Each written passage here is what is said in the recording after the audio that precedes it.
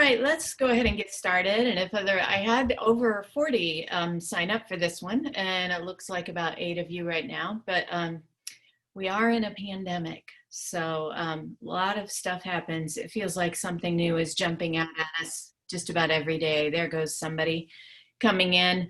Welcome everybody to Engaging Elementary Learners with Electronic Books. And as I have on this opening screen, as you're arriving, since we're going to talk about books today, I would love to hear a name of a favorite book that you have or an influential book. It can be from your childhood or from yesterday, anywhere in between. And we'll share, just get to know you a little bit better by hearing about your favorite books. I do have a link. The QR code on the screen is a link to the slides. And there are a lot of links I'll be sharing today. So if you want those resources and a copy of the slides, I'm also going to put that in the chat box. And there it is right there, a link to the slides. So if you would like a copy of the slides, there they are. Or if you wanted to type it in, it's a tinyurl.com/PATINS/BS-engage. But you can easily get to it from the chat box. Okay, a couple more people coming in. Hello. We're putting, as a way of getting to know you a bit, the name of your favorite book or a influential book from your past in the chat box. It could be an adult or kids or both, one you like to read to someone, one that was read to you, anything, something, just a favorite or influential book. Oh yeah, Green Eggs and Ham, all the Dr. Seuss classic. I do have captioning turned on in Zoom, so if captioning helps you, or if you need captioning, you can turn it on in your toolbar.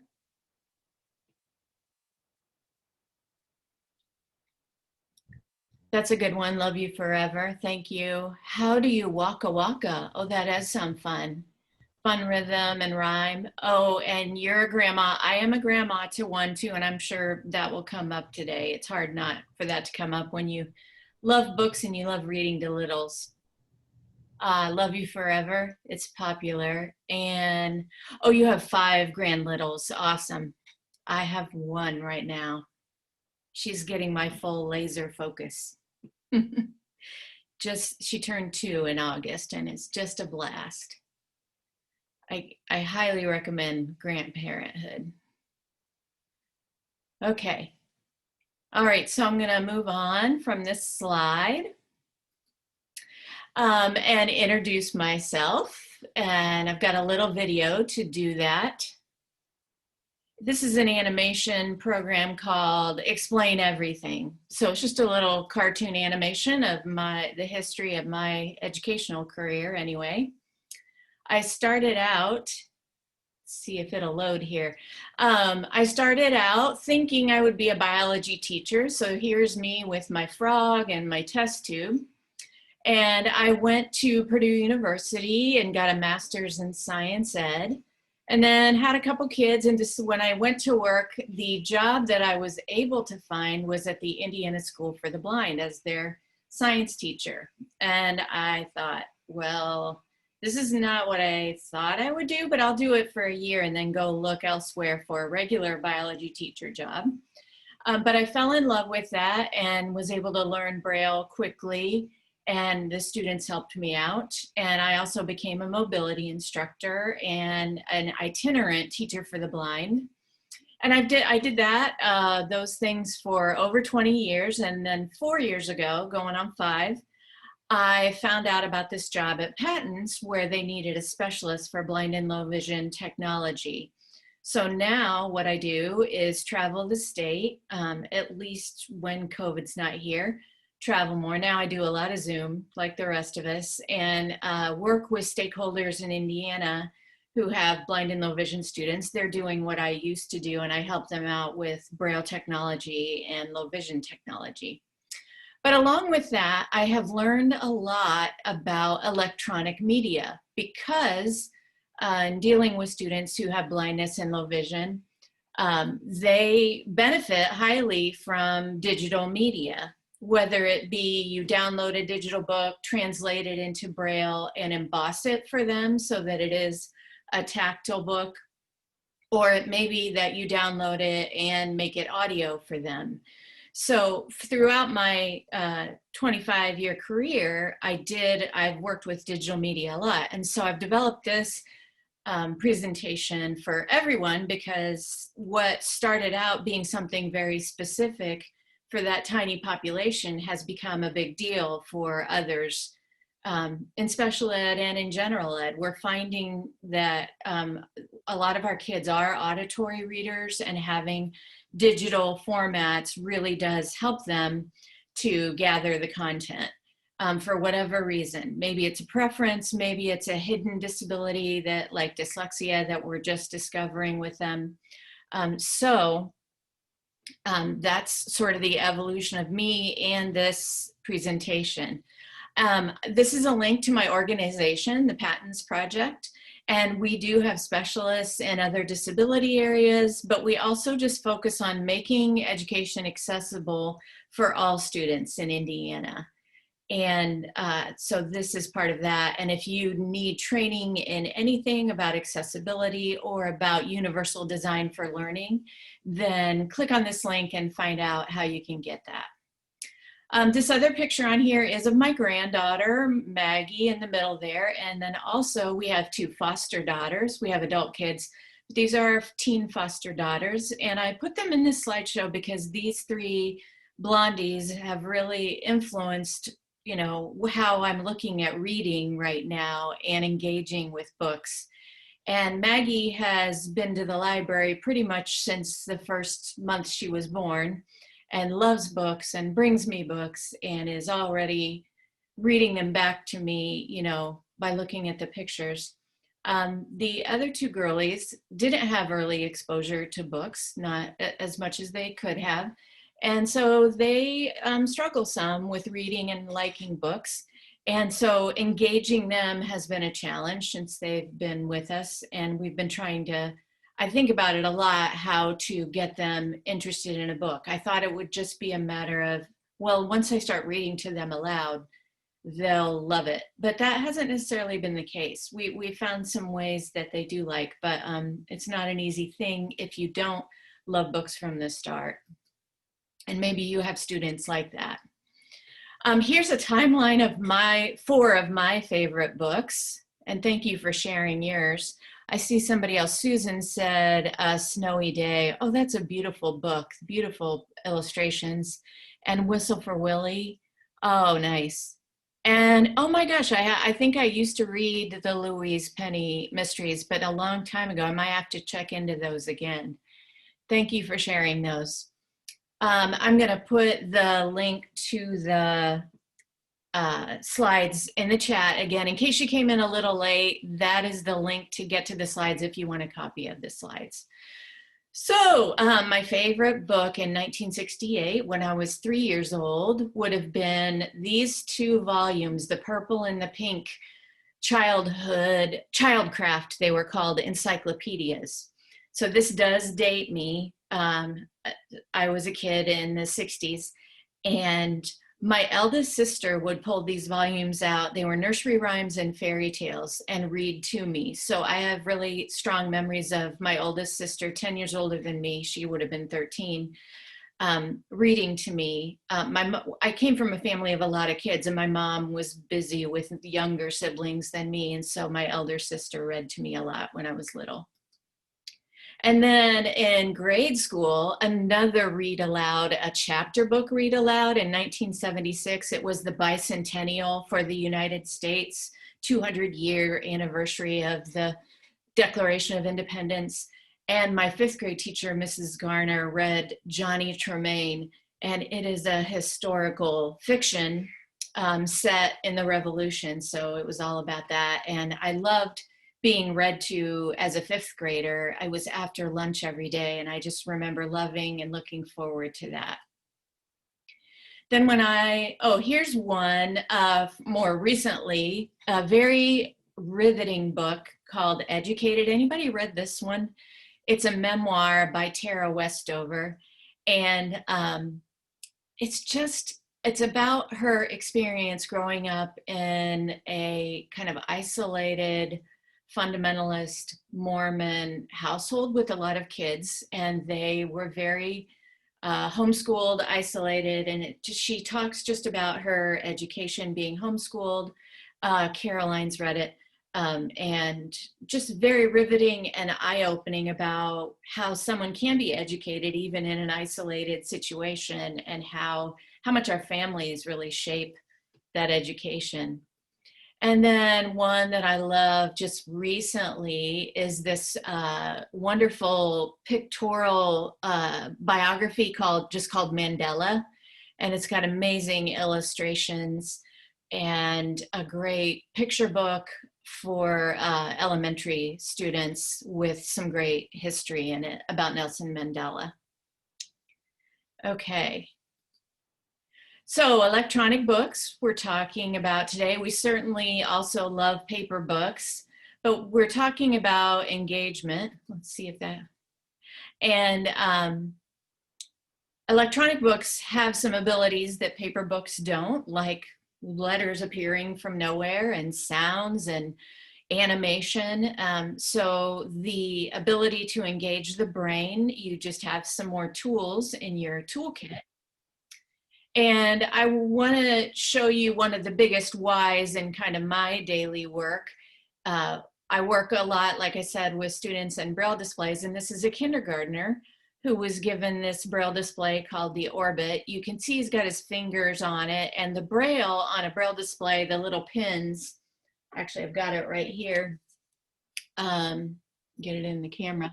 This is what it looks like, the Braille display. The pins pop up and down and they read it, and then they push a button and they read the next line and push a button and read the next line, and then these are the controls for it. So that's what he's using. And let me show you Mateo and his love of reading when he was given the opportunity, when he was given that opportunity to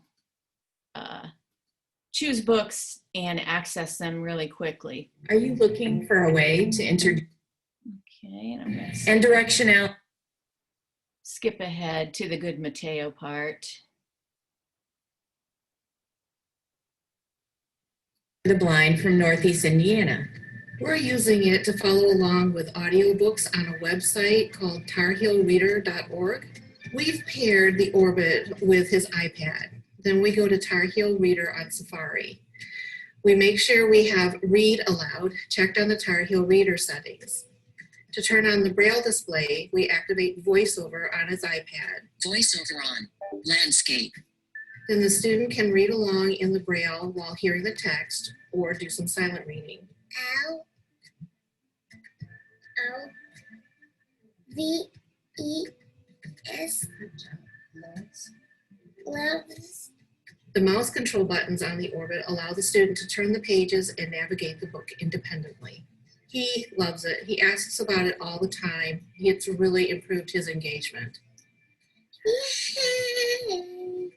As you are considering Braille. So that's cutie Mateo. He's now in 2nd or 3rd grade and has graduated to an even fancier Braille device and is doing very well. When at the beginning of my career, for students like Mateo, he would maybe hear about a book in the library and say, I'd really like to read that. And then we would go order it in Braille, and 6 weeks later, he would have it in his hands. And of course, we'd have some selections already for them, but if he really wanted the kind of choice that everybody else has, we've given him that with this device, because he can go search by topic or by title or by author and find a book and download it to his device and read it there. So what we're giving him is accessible materials at the same rate of his peers, and he's able to keep up in reading and read at the grade level of his peers. So that's why we want engagement. And you may not ever have a Braille student or even a student with low vision, but I'm sure you have students who struggle to engage, and especially at a distance right now. So hopefully something that we share today will lead to you growing engagement with your group of students or with a single student if you're learning at a distance, or maybe learning in person. There are a lot of other reasons besides Mateo and the students that are in our minds right now to use digital books. They are required for some students under an IEP. It's a great UDL, or Universal Design for Learning approach. By giving students different ways to engage, we will capture more students. We increase access to books. There's just more choice out there, and more choice leads to more students feeling agency with what they're doing, having a choice in the type of book. And then it does encourage digital authoring as well. So students, it will help improve writing, and maybe writing a digital book instead of a paper book. Helps build listening comprehension, and it's just a fun way to interact with text. So I want to doing a little aside here. One of our specialists at PATINS does AAC, assisted augmented communication. And a lot of those students, maybe who have complex bodies, aren't often engaged with books. And we want to remedy that. And one of the ways we can remedy that, and we'll talk about it today, is to provide electronic media. If they have maybe intact cognitive ability, but no use of their hands, using a electronic book with a switch that they can activate with their head or with an eye gaze can give them an opportunity to use books. So we definitely want to consider literacy for all. At PATINS, we believe that any kiddo can read, and it may just be finding the right combination of devices and methods and communication. And I want to let you know that at PATINS, we do have a lending library for technology, and we loan things like Braille devices, and we also loan things like switches. So if you have a student using an iPad with a complex body and they need a switch, we have a whole bunch of kinds that you can try and find one that works. We also just loan out iPads and more mainstream devices. So if you have a student, maybe you're one-to-one already and your students are using iPads, but you think your student would benefit from a larger iPad, you can borrow one from our lending library and trial it with the student. And if that larger device works better, then you can gather data and pitch it to your administration so that it could be purchased for a student. So I'm going to spend half of the time talking about where you can get electronic books, some at no cost and some for some cost. And then I'm going to spend some time talking about making your own electronic books. So that's kind of our agenda for the rest of the time, now that we've gone through the why. I've got sources 1 through 10, and on this page, we're going to go through these individually. But we're going to look at Indiana Center for Accessible Materials. Those are those students who need it because it is written into their IEP. And this is a center that is mandated in every state so that students who do have the need, like Mateo, because of their disability, can get almost any book in a digital format so that they can have access. We're going to talk about Tarheel Reader, and that is a great resource for beginning readers, and then some of those readers with complex bodies, because it's very easy to connect to switch access. Epic Books, some of these you may have heard of, Books and Tumble Books, and then animated books as apps such as Hoopla. Whoops, Hoopla should be its own thing. Sorry, and I didn't mean to do that. I must have edited it and not. Hoopla should have its own line there. But Hoopla, yeah, it's another kind of app to get books. Novel Effect is a fun read-along source Bookshare is a source for students with print disabilities, but it's a little different than the ICAM. So we'll talk about that. Your public library digital collection. And then I just found out this week, audible.com has many free titles during the pandemic. And normally everything in Audible is a subscription or something you pay for. But right now, because of the pandemic, they're offering some free Audible books with a nice human voice reader. And then of course, we'll talk about make your own. So we're going to go through these one by one, but I put the links on here as an easy reference for you. And did everybody get the link if you wanted it to the slides? If you didn't get the link, speak up in the chat and I'll post it again. All right, so that ICAM, that is something that we automatically consider for a student with blindness, qualifying them for that service. But often the kids with the complex bodies, maybe in a more functional class, are overlooked for this, but we don't want to overlook that in their eligibility as far as the IEP. We should not be, the question to should we be considering it is definitely yes, because there are so many ways we can connect a switch and get these kids hooked up to books to listen to and to interact with. Okay. Next source is Tarheel Reader, and this is a platform that is web-based, and it is from University of North Carolina. A group there started it. It's crowdsourced. I'm going to go ahead and go to that link. And here's what it looks like when you enter a very simple interface. These are all books that have been created by the users, so it's crowdsourced. And you can search by topic, and I searched for sharks the last time I was here, and these are all of the hits that I got. And you can see which ones have been reviewed, so you don't get a one that's not very good. We're going to talk about making books yourself here, but it's just a great, don't reinvent the wheel. Maybe you have a student who is obsessed with penguins.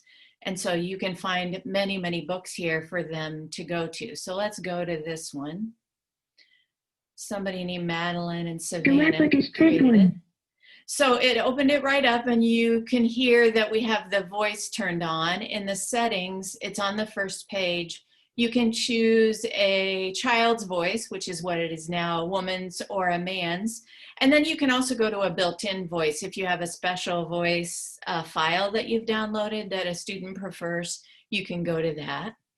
And then you can change the colors on it. So if you have a student that has maybe a cortical visual impairment and you need them to have a black background, that did make the words also black. So I probably want to switch the colors to have the text be white.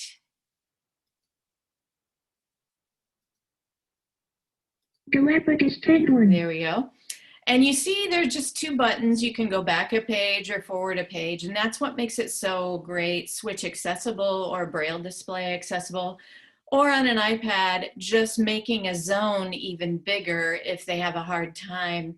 And hitting anywhere near this button, you can adjust the settings on an iPad so that they could turn the page themselves and read this book themselves. Okay, and you can see how simple the menu is, and we'll show you how simple it is to make a book on Tarheel Reader, but that's basically it. They're already out there. Let's see, I guess I'm right-clicking. All right, it's no cost, and they are easy books. I think there are maybe some higher level books on there, but they're mostly easy books. So for younger students or for students just getting started. And it is accessible via switches. It's a great authoring tool, and we'll show you how to do that. And it's an easy tool for student authoring. So if you want your kiddos to do a group authoring project, it's a no-cost way they can all get on Tarheel Reader and write their own book and then have it on their device to read. And it's web-based, so you can get to it from any device just by going to tarheelreader.com. Epic is another great source. How many of you have used Epic maybe respond in the chat.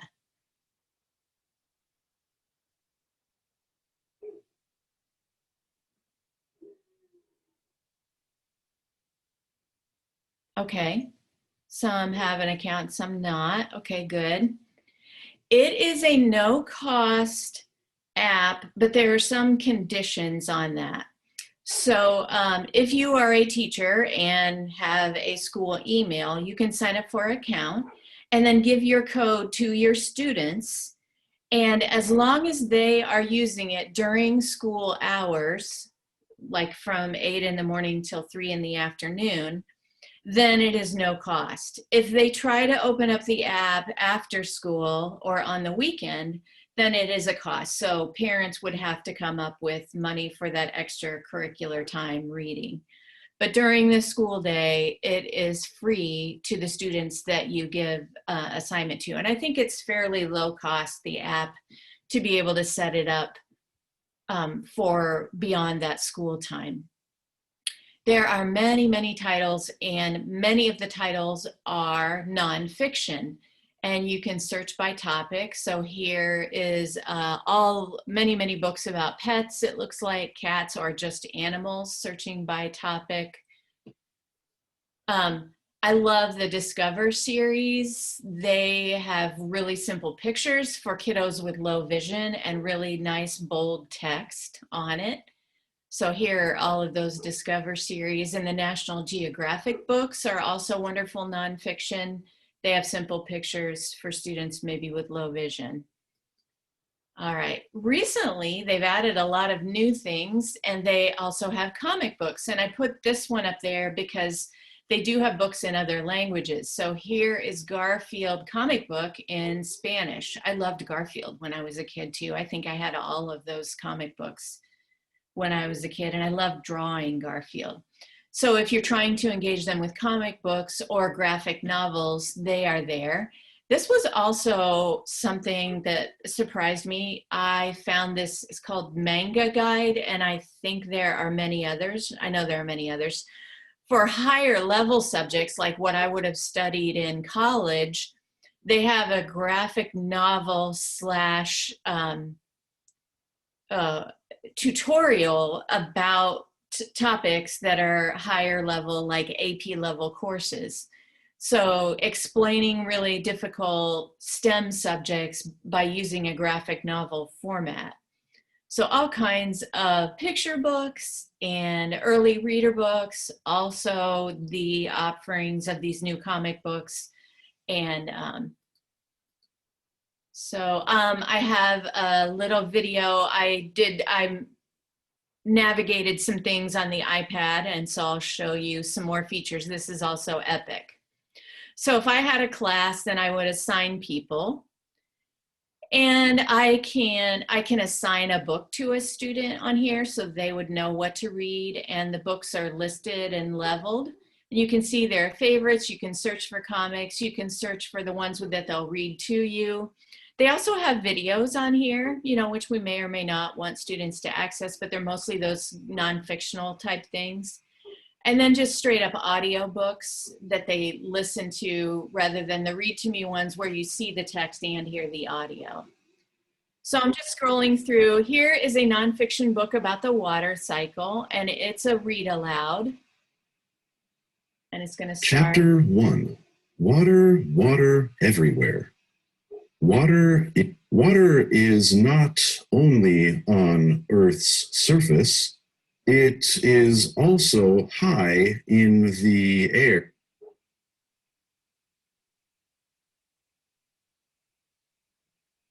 So you noticed it highlighted each word as it was reading it, and research is showing that if students are seeing it and hearing it at the same time, that can really improve literacy and reading level.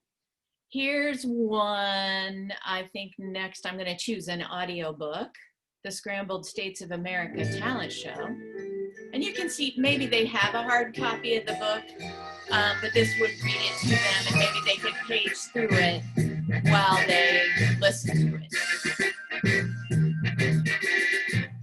You can see they show the lexile right here and the AR level.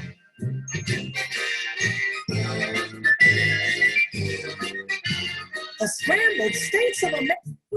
Oh. Okay. So that's just the audiobook.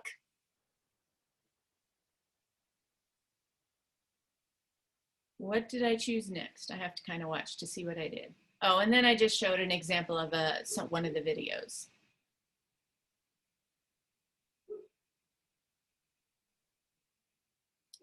Surfing Dogs of Summer.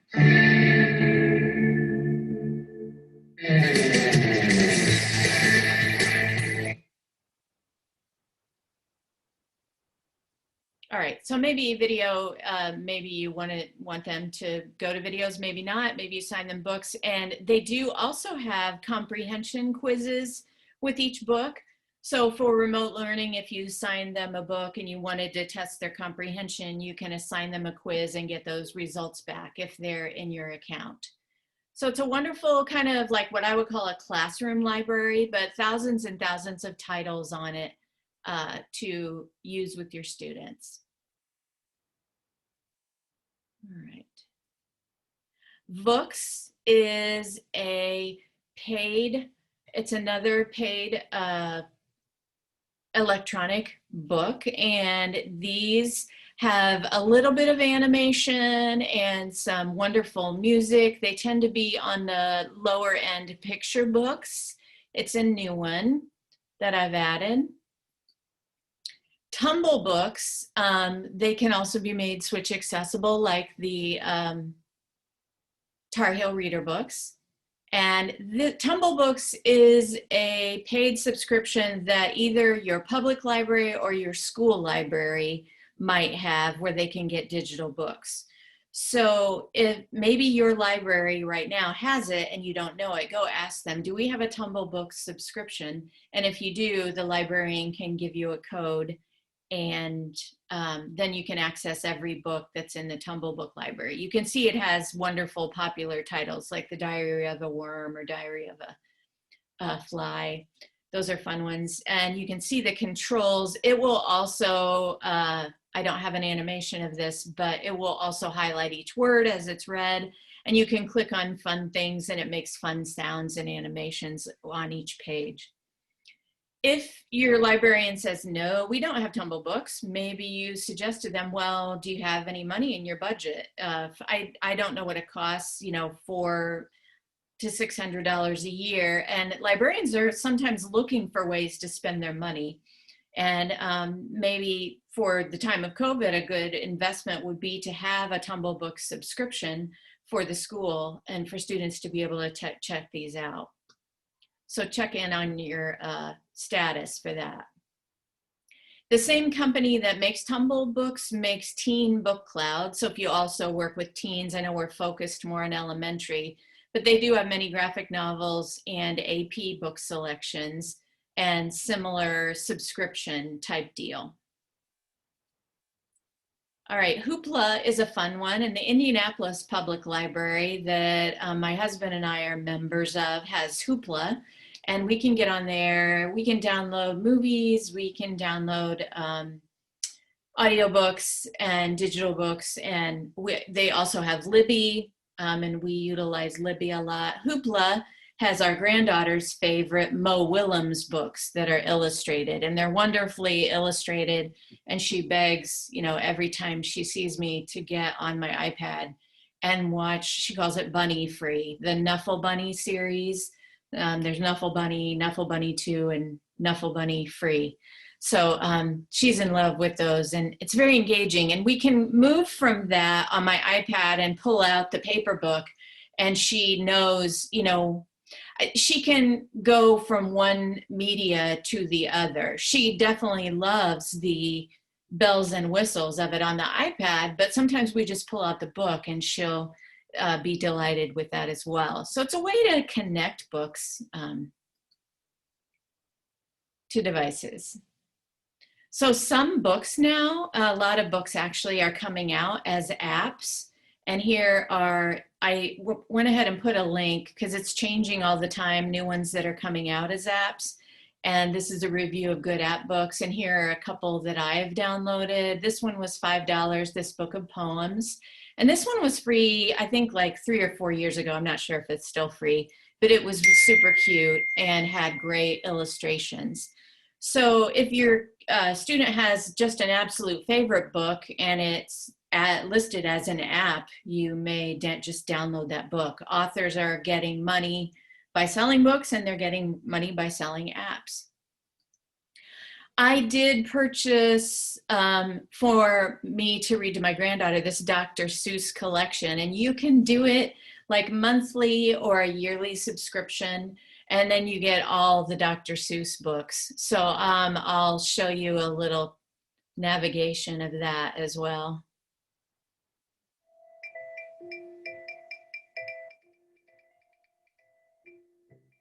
So you can do the read to me or read it myself. Green eggs and ham. You have choice in here.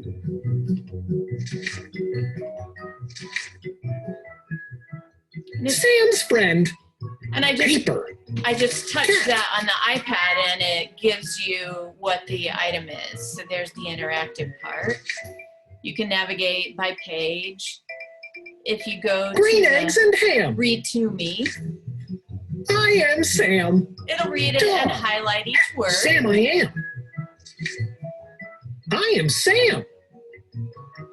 Okay. Here Record a new voice. you Enter can, a name below. Save. Cancel.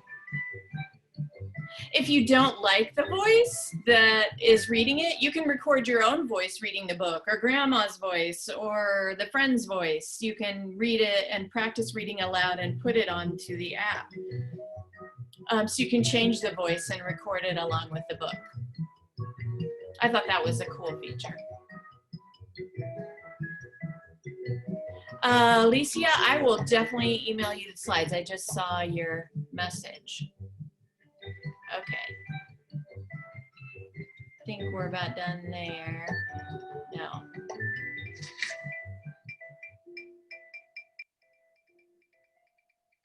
Green eggs and ham. So Autoplay reads to you and turns the pages. Okay. I am Sam. Okay, so you get the idea there. Lots of options and lots of fun with Dr. Seuss. Novel Effect is an app that adds accompanying sounds to a read-along of a visual book. And I think there are some you can download like on a tablet or a phone. But I'm going to demo with another Dr. Seuss book. So I have the Lorax here. And what you do is you choose the book on the app. Let's see. And yeah, I had it paused. And what it does is it recognizes your voice. And then it knows, like when you read, and under the trees I saw brown barbaloots, it'll hear you saying it and then play a sound to go with it that accompanies the book. So it's super cute and it gives sound effects to the book. So let me demonstrate that and hopefully you can hear my phone. Turn it up. All right, here we go. Maybe. There we go.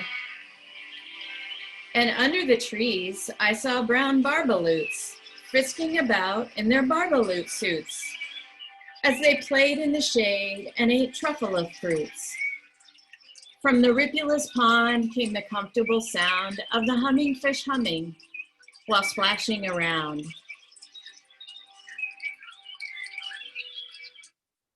So it's fun. You get the music along with it, and maybe if a door opens, a creaking sound.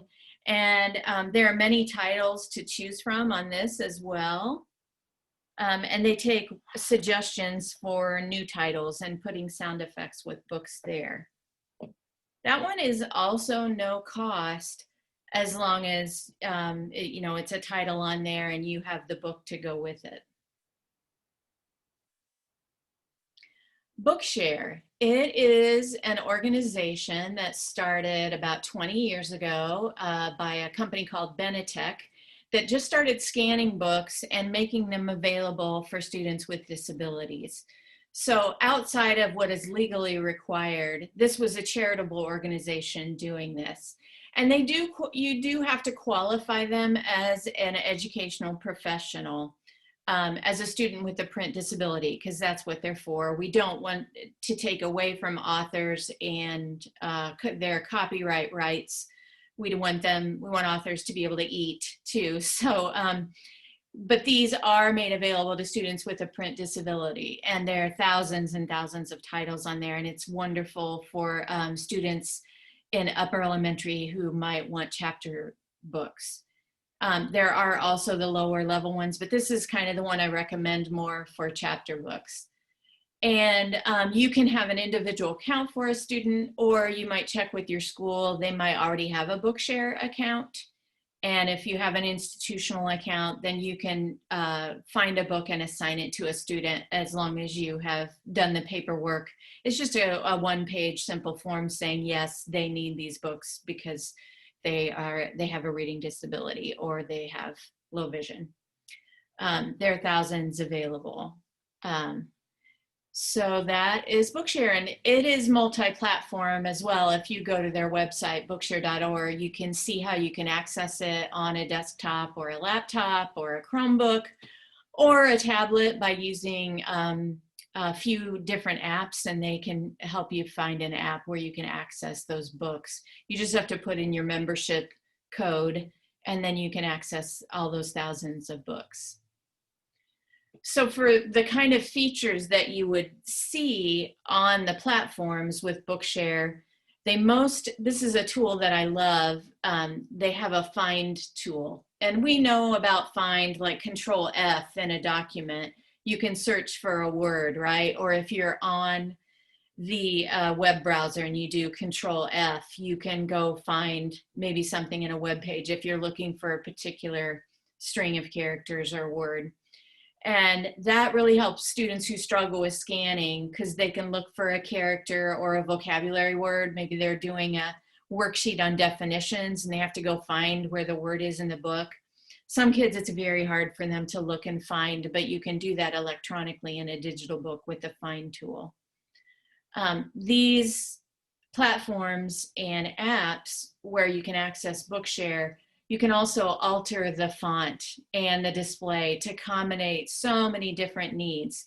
Maybe the student needs to only see one line at a time, because seeing multiple lines really scatters their visual interpretation. And you find that, well, if I only give them 1 or 3 lines at a time, they're different settings, then they can read just fine and they can move the window down the page. Maybe they just need more space between the characters. You can fine tune the display for every kind of visual need. And then you can also choose any of multiple voices. And then when you find a voice you like, you can alter the speed of it. You can alter the tone of it. If they like a really high-pitched voice, you can make it really squeaky. If they like a nice low, well, I can't think of an actor now that has a low voice. I'm drawing a blank, but I tend to like lower voices, so I would choose that. But definitely it's another way to give students that agency. We want them to feel that they have some choices and it's what they like. And they may love the squeaky voice that you hate, but then you can just give them headphones and it'll be fine. They also have the feature where it does highlight each word as it reads along, which again, research is showing can really help improve literacy. Okay, and also there's translation available for ENL students. So that's wonderful when you have the digital feedback. Okay, so let's take the last 10 minutes or so of the presentation and talk about methods and apps for making your own books. This is a workshop that I usually do in person. We do a bookmaking extravaganza, I say, and if you have a team of teachers that wants to make a bunch of books for your classroom, I can come to you under normal circumstances. Keep that in mind for 6 months from now, hopefully. And we can get together for an hour or an afternoon or a full day, and we can make electronic books together. And if you want to make electronic books, I also do making touchy tactile books for students with blindness and low vision. But it's also fun to do that for younger kiddos and kiddos with multiple disabilities. So again, Tarheel Reader, it's an easy interface and easy to make a book. It doesn't have as many features as things we're going to talk about after this one, but maybe you don't want many features. Maybe you just want to make a book about succulents for 5 minutes from now. And honestly, you can go out, grab some pictures, slap some text on there, and you've got a book ready for the topic for today. Once you make it, it is stored online in your account on Tarheel Reader's ginormous server, and you can create folders there and make books galore and keep them forever. If you have students that have a hard time getting internet, and I know we're all trying to reach all the corners of the universe with internet, but these can be downloaded on a device so they could read it offline. So it is also an offline solution. You can read it in the, like on an iPad, the Books app, you can download it to there. So I just want to put this caution in there that if you're posting content about a student, because what a lot of teachers do and find engaging is make a book about their student. Or maybe they have a student that has to do a certain routine every day, maybe a student with autism that needs to learn a routine, and they take pictures of the routine or of their schedule and they make a book out of it. If you are posting that content on Tarheel Reader, make sure you have permission from their parents or guardians to post it in a public way. Otherwise, you could get into big legal trouble. But the great thing is, if you want to make those books, you can also save it as a draft and then it's not shown publicly. You don't have to share it with the universe. You can have a whole drafts folder where you keep private things for individual students. Just wanted to put that caution out there. So this is what the interface literally looks like to make a book on Tarheel Reader. Step 1, find pictures. If you click the search button, it'll take you to Tarheel Reader's collection of photos. Or you can upload your own pictures. So if you're making your own with your own phone taken pictures, or you want to make sure you're not violating copyright. And there are extensions you can put like on Chrome that will only show you, like if you do an image search, copyright free photos. So you want to make sure you're not stealing anyone's work, but you can upload your own pictures, but Tarheel Reader has a bunch. Whoops. And then all you do is enter text for each page, type it in, and then you give it a title, and you are the author, that's my username. And then you can choose a language that you want to post it in. And this Tarheel Reader is used around the world, like dozens and dozens of countries use it. And then you publish it. And here's where you can save it as a draft or publish it for the whole world to see. And just make sure you save it as a draft if it's a student that you don't have. Okay, Anne's got a great question. Okay. All right, and Susan asked about the slides. I'm gonna go ahead and paste those in again. Here's a link to the slides. If you came in a little late, we posted that. And then the question is, do you have any good research that describes the differences in the brain between digital reading and paper reading? I don't have any in this slideshow, but I could email you that. So you mean digital reading as far as visual digital reading or auditory reading?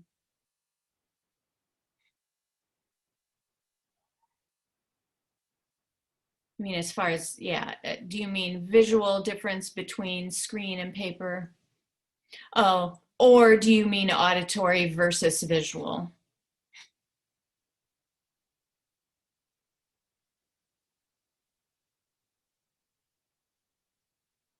Oh, wait, yeah, I'll keep an eye on that, and just for you to specify that. And I have my contact, both. Our teachers are so focused on paper books, and I'm trying to help get the benefits of digital across. Yeah, okay, I will look for that for you. I know that a couple of other specialists at PATINS have focused on that, so we'll find that. Okay, Google Slides is something, basically a digital book is a slideshow, right? It's what you're creating. So you can use Google Slides and put text and pictures on it. And basically what you've done is what you did in Tarheel Reader. You put some pictures on, you put some words on, you made it so that a student can go through it in order, and then you've created a book. Google Slides doesn't have as many like special effects and transitions as PowerPoint, but you can include a link to sound or video on it. It still has a lot, just not as much as PowerPoint. And some people don't like PowerPoint because there are too many options of things to do, and you can kind of go down a rabbit hole and get lost in PowerPoint. But that is my next option. And I like this resource, Think Outside the Slide, for PowerPoint. It has a really good organized instructional set for each kind of element in PowerPoint. So if you really only want to look at transitions in PowerPoint to make your book more engaging, you can go to that section and look at it, and it helps you sort through all of those options in PowerPoint. There are apps that are book creating apps, and this one's called Book Creator, and it's available on iPad or Chrome.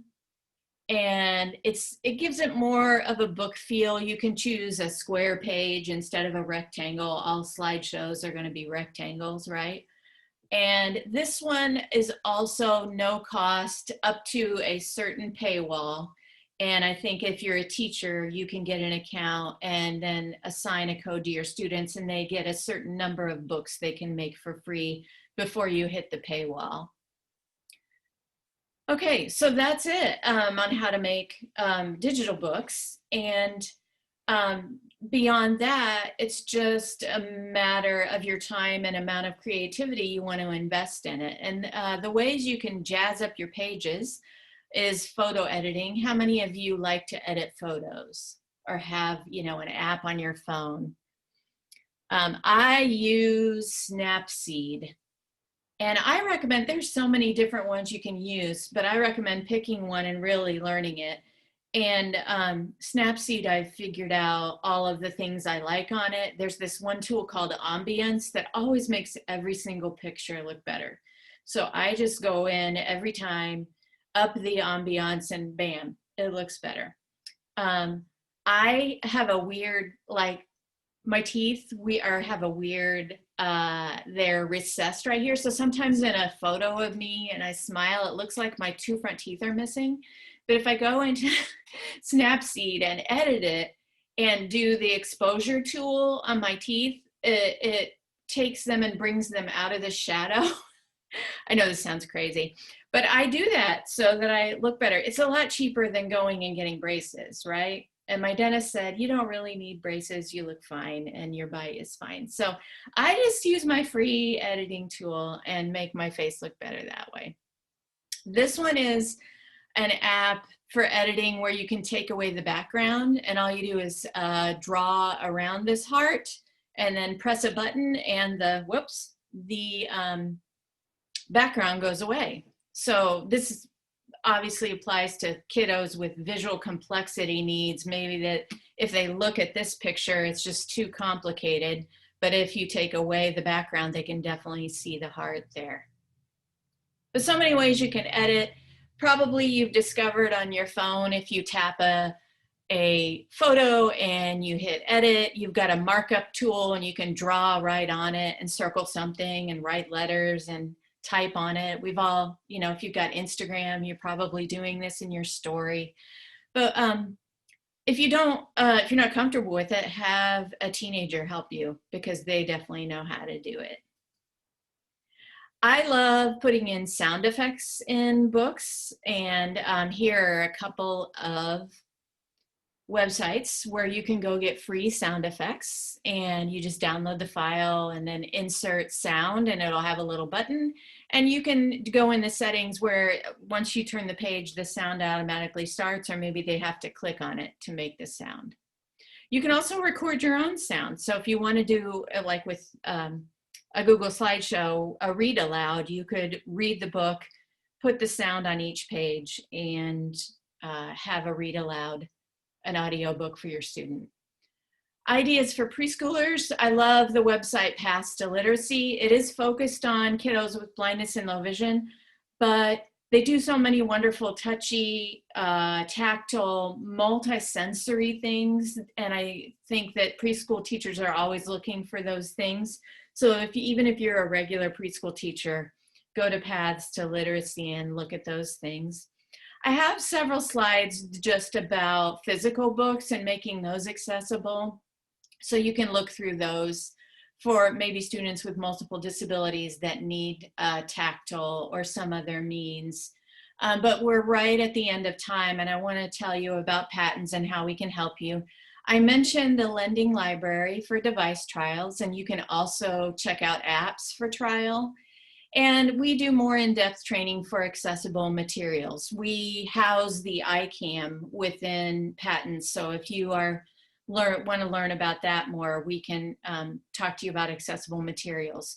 And like I said, I do the workshops on creating books and training on accessibility, like with Bookshare. So if you have a student that would benefit from that, we can do an individual consult just around a student, or with a group of teachers that might benefit from that. So